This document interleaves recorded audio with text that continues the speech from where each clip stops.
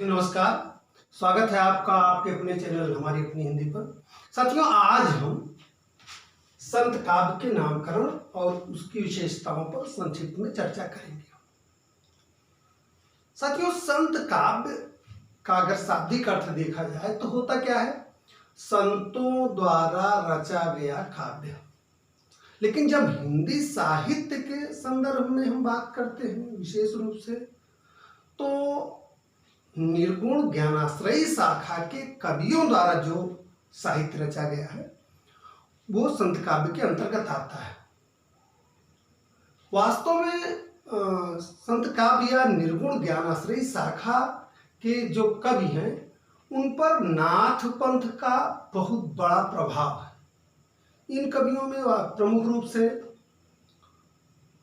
कबीर, नानक, दादू, मलूक दास, सुंदर दास आदि का नाम आता है। तो आज हम उनके काव्य की प्रवृत्तियों को तेजी से देखेंगे और संत काव्य नामकरण या निर्गुण ज्ञानाश्रयी नामकरण इस पर चर्चा करेंगे। उसके बाद फिर इस शाखा के कवियों और उनके रचनाओं पर चर्चा होगी। तो आइए हम आज की चर्चा से जुड़ते हैं। मुख्य बिंदुओं को हमने लिख लिया है, संत काव्य के नामकरण व विशेषताएं। तो आइए सबसे पहले हम नामकरण पर चर्चा करते हैं। शुक्ल जी ने भक्ति काल को दो भागों में बांटा, सगुण धारा, निर्गुण धारा। सगुण में राम धारा, कृष्ण धारा, दो धाराएं हो गई, और निर्गुण में प्रेम मार्गी और ज्ञान मार्गी या ज्ञानाश्रयी शाखा, प्रेमाश्रयी शाखा। तो शुक्ल जी ने क्या नाम दिया था संत काव्य को? ज्ञानाश्रयी शाखा। साथियों, यहाँ मैं ध्यान दिलाना चाहूँगा कि जो कुछ यहाँ लिखा है ये बिंदु अपने आप में एक एक पंक्ति, एक एक शब्द एक प्रश्न है।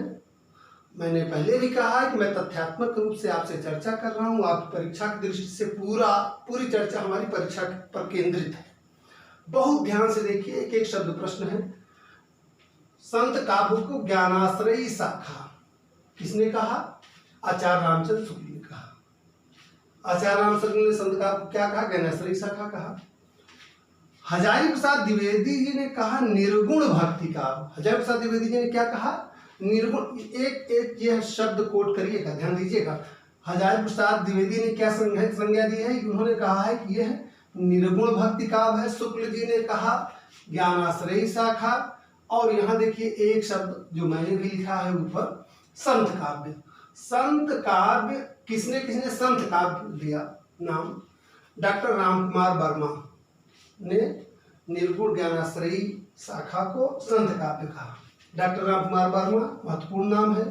डॉक्टर परशुराम चतुर्वेदी और डॉक्टर गणपति चंद्रगुप्त, ये तीनों बड़े नाम हैं, इसको आप देख लीजिए। आगे आइए अगले बिंदु पर चर्चा करते हैं। प्रथम कवि और प्रस्तोता, यानी निर्गुण काव्यधारा या संत काव्यधारा के साहित्य के या काव्य रचना के कौन प्रथम कवि है और वास्तव में इस धारा के प्रस्तोता कौन है, उसके संदर्भ में विद्वानों का क्या मत है। यहाँ देखिए दो नाम है चर्चा में, एक तो कबीरदास, दूसरे नामदेव। कबीरदास को आचार्य शुक्ल, हजारी प्रसाद द्विवेदी जी और राम स्वरूप चतुर्वेदी, ये तीनों नाम आप देख लीजिए। आचार्य शुक्ल, हजारी प्रसाद द्विवेदी और राम स्वरूप चतुर्वेदी, ये कबीरदास को निर्गुण ज्ञानाश्रयी शाखा या संत काव्य का प्रथम कवि मानते हैं। कौन कौन? शुक्ल जी, हजारी प्रसाद द्विवेदी और राम स्वरूप चतुर्वेदी, ये तीनों लोग कबीरदास जी को प्रथम कवि और निर्गुण साहित्य का प्रस्तोता मानते हैं। ठीक है। यहाँ यह भी धातव्य है साथियों कि चूंकि जो भक्ति काल का हिंदी का साहित्य है उसमें सबसे पहले आता है संत काव्य, इसलिए भक्ति काल के प्रथम कवि की जब बात होगी या हिंदी के भक्ति साहित्य के प्रथम कवि की जब बात होगी तब भी यही होंगे। यह बहुत महत्वपूर्ण और धातव्य बिंदु है कि हिंदी की भक्ति साहित्य क्या हिंदी की भक्ति साहित्य की शाखा का प्रथम कवि शुक्ल जी ने किसे माना है? तो कबीरदास उत्तर होगा। यहाँ देखिए निर्गुण ज्ञानाश्रयी शाखा में नामदेव को डॉक्टर रामकुमार वर्मा और गणपत चंद्रगुप्त का मानना है कि ये निर्गुण ज्ञानाश्रयी या निर्गुण शाखा या संत काव्य की शाखा के प्रथम कवि कौन है? वो नामदेव है। नामदेव ही इसके प्रस्तोता है। चलिए अगला बिंदु देखते हैं।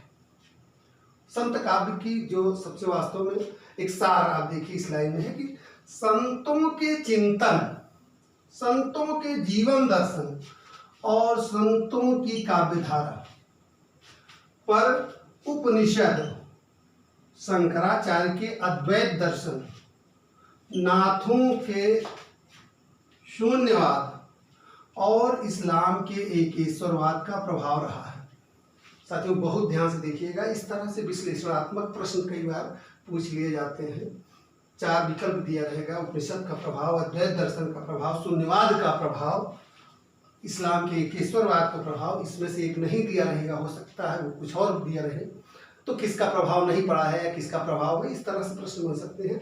इसलिए इनको बिंदु हम देखिएगा कि संतों के चिंतन, जीवन दर्शन और काव्यधारा पर उपनिषदों का विविधता रही है उनकी साहित्य रचना में, उनकी प्रवृत्तियों में। आप प्रत्येक जब विद्वान कवि की या प्रत्येक विद्वान की साहित्य रचना को देखेंगे तो देखेंगे कि बहुत ज़्यादा वैविध्य है। उसमें आपको उपनिषदों का भी प्रभाव देखने को मिलेगा, अद्वैत दर्शन का भी प्रभाव देखने को मिलेगा, शून्यवाद यानी नाथों की जो साधना पद्धति उसका भी प्रभाव देखने को मिलेगा, सिद्धों की भी साधना पद्धति का प्रभाव देखने को मिलता है और इस्लाम के एकेश्वरवाद का भी प्रभाव देखने को मिलता है। यह एक बड़ा महत्वपूर्ण बिंदु है।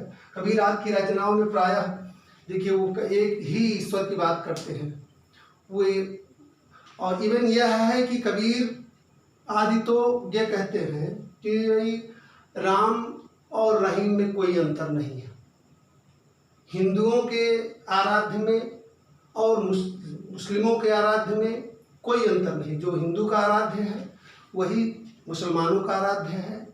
अल्लाह और ईश्वर में कोई अंतर नहीं है। तो एक ईश्वरवाद एक बहुत बड़ा उसका एक विशेषता रही है संत काव्य की।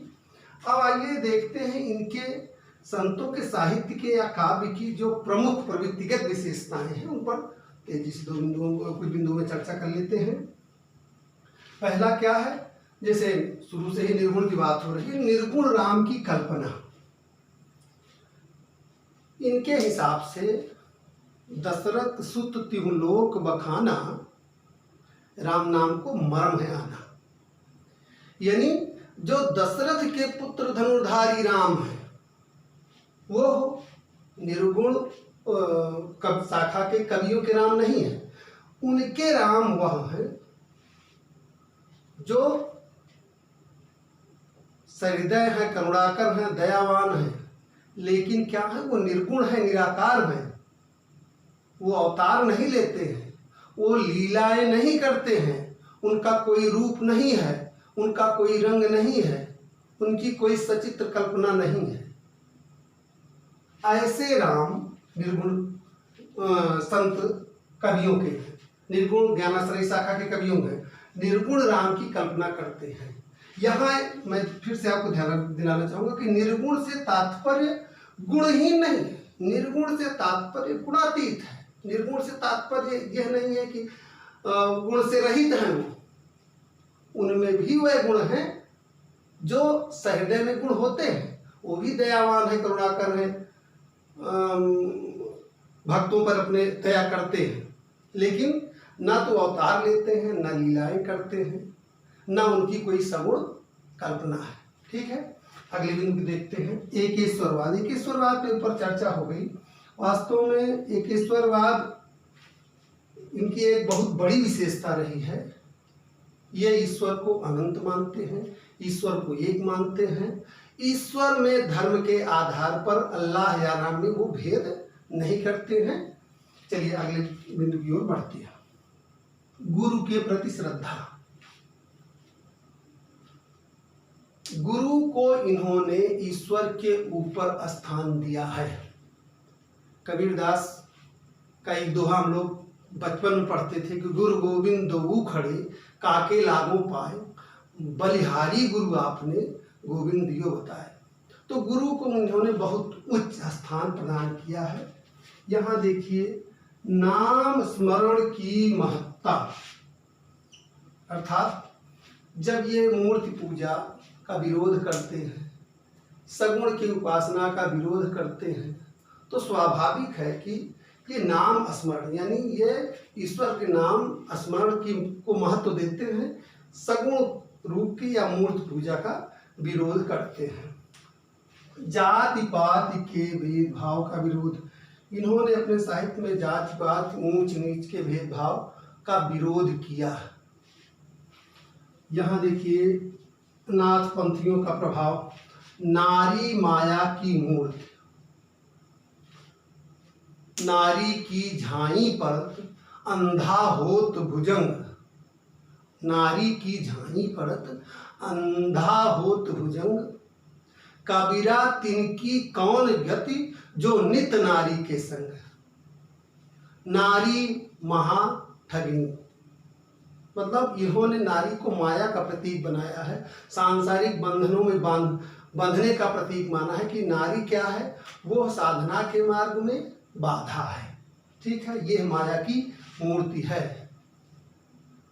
अभी जो हमने दोहा पढ़ा कि नारी की झाई परत अंधा होत भुजंग, तो उनका ये मानना है कि नारी के साथ लिप्त भाव से रहने पर क्या होगा, आप सांसारिक बंधनों में बंधे रह जाएंगे, आपको ज्ञान की प्राप्ति नहीं होगी। इनकी काव्य रचना शैली क्या है? काव्य रचना की दो प्रमुख शैलियां होती हैं, एक प्रबंध शैली और दूसरी मुक्तक शैली। तो इन्होंने मुक्तक शैली में काव्य रचनाएं की हैं। अधिकतर काव्य रचनाएं दोहा और चौपाई में। ठीक है साथियों, अगला देखते हैं, उलटवासी एवं प्रतीकों का प्रयोग। जैसे नाथों ने भी उलटवासियों का प्रयोग किया था और प्रतीकों का प्रयोग किया था।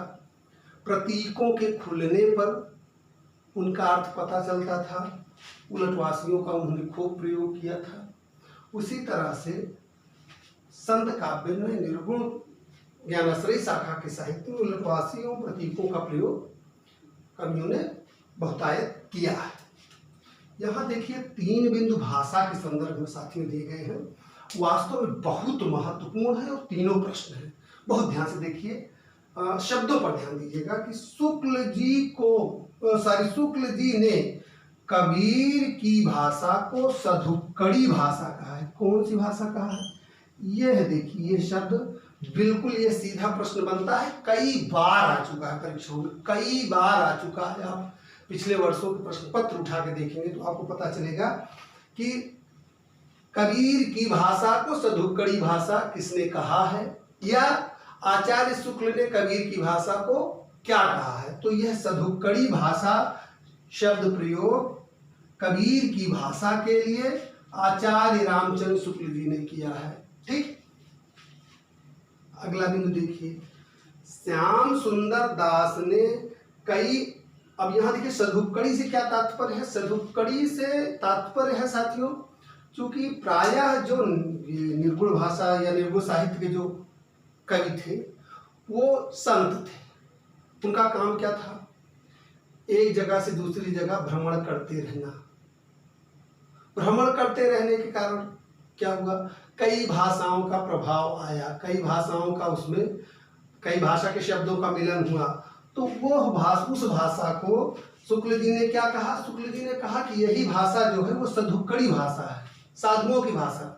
ठीक है, कबीर की भाषा को आचार्य शुक्ल ने सधुक्कड़ी भाषा कहा है। श्याम सुंदर दास ने कई बोलियों के मिश्रण से बनी होने के कारण, अब यह देखिए, कई बोलियों के मिश्रण, कई बोलियों का मिश्रण कैसे हुआ? जब एक बोली क्षेत्र से दूसरी बोली क्षेत्र में भ्रमण करते हुए चले जाते थे तो पिछले क्षेत्र की कुछ बोलियों के शब्द भी उसमें सम्मिलित रहते थे। नए बोली क्षेत्र में जाते थे तो वहां के भी शब्द सम्मिलित हो जाते थे। तो क्या होता था, कई बोलियों का मिश्रण हो जाता था। कई बोलियों के मिश्रण से बनी होने के कारण कबीर की भाषा को पंचमेल खिचड़ी कहा। किसने कहा पंचमेल खिचड़ी? श्याम सुंदर दास ने। श्याम सुंदर दास ने कबीर की भाषा को पंचमेल खिचड़ी कहा। ठीक, चलिए अगले देखते हैं। बोली के ठेठ शब्दों के प्रयोग के कारण, ठेठ शब्दों, बोली के ठेठ शब्दों के प्रयोग के कारण हजारी प्रसाद द्विवेदी ने कबीर को वाणी का डिक्टेटर कहा। ठीक है साथियों, यह भी प्रश्न कई बार आ चुका है। कबीर को वाणी का डिक्टेटर किसने कहा? ठीक है, ये भी आप इसको बहुत ध्यान देख लीजिए कि वाणी का डिक्टेटर मतलब भाषा का बहुत बड़ा ज्ञाता, भाषा का बहुत बड़ा जानकार, उनकी ठेठ शैली के कारण किसने कहा? हजारी प्रसाद द्विवेदी ने कहा। हजारी प्रसाद द्विवेदी ने उन्हें वाणी का डिक्टेटर कहा। यह प्रश्न बिल्कुल एकदम ध्यान से समझ लीजिए, क्योंकि इन तीनों में से तीनों जो है बिंदु ये बहुत महत्वपूर्ण है। तो साथियों, संत काव्य के नामकरण, प्रथम कवियों प्रस्तोता, उनकी विशेषताएं और भाषा पर हमने आज संक्षेप में चर्चा कर ली। बहुत विस्तार में जाने की मुझे आवश्यकता नहीं लग रही है, क्योंकि बहुत विस्तार में जाने पर वीडियो बहुत बड़ा होगा और परीक्षाएं सन्निकट हैं। आपकी तथ्यात्मक तैयारी जो है वो बहुत आवश्यक है। अब हम इसके बाद अगले वीडियो में संत कवियों और उनकी रचनाओं के बारे में तेजी से महत्वपूर्ण चर्चाएं करेंगे। फिलहाल आज के लिए इतना ही। अध्ययन करते रहिए, तैयारी करते रहिए, पूरे समर्पण, पूरे मनोयोग से। सफलता आपका इंतजार कर रही है। फिलहाल मिलते हैं अगले वीडियो में, तब तक के लिए धन्यवाद, नमस्कार।